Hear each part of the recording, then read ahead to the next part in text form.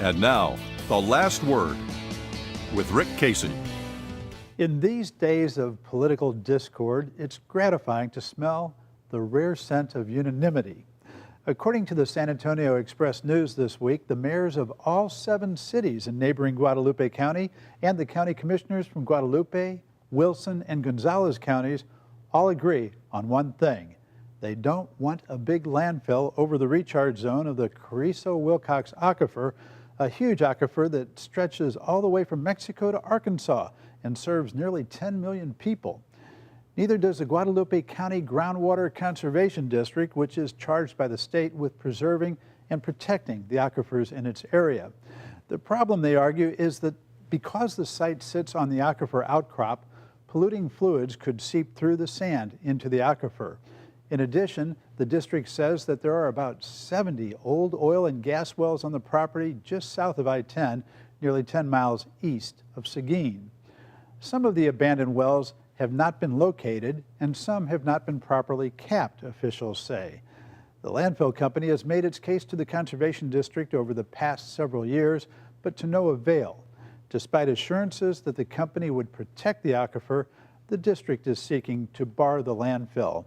The latest development is that the Texas Commission on Environmental Quality has jumped into a lawsuit between the landfill company and the Conservation District on the side of the landfill company. To be clear, the TCEQ has not taken the position that the dump should be sited over the aquifer's recharge zone.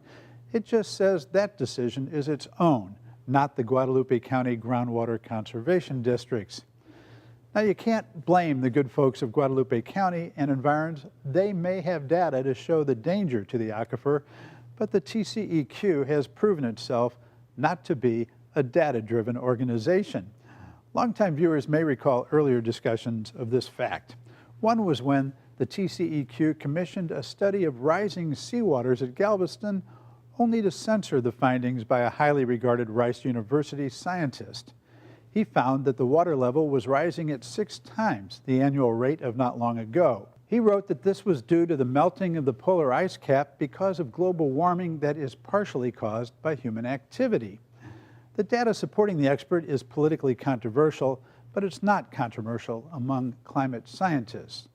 TCEQ showed itself siding with the politicians when its spokeswoman said the passage was deleted because it is, quote, inconsistent with current agency policy.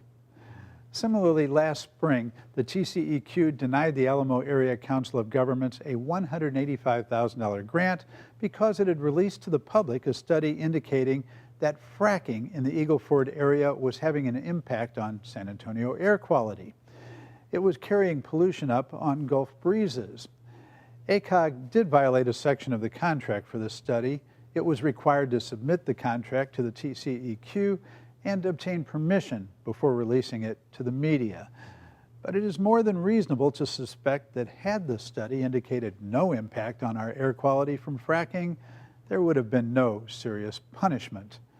The folks in Guadalupe want an evidence-based policy when it comes to a dump over their aquifer recharge zone, and the evidence is that they can't rely on the Texas Commission on Environmental Quality. And that's it for Texas Week. See you next time.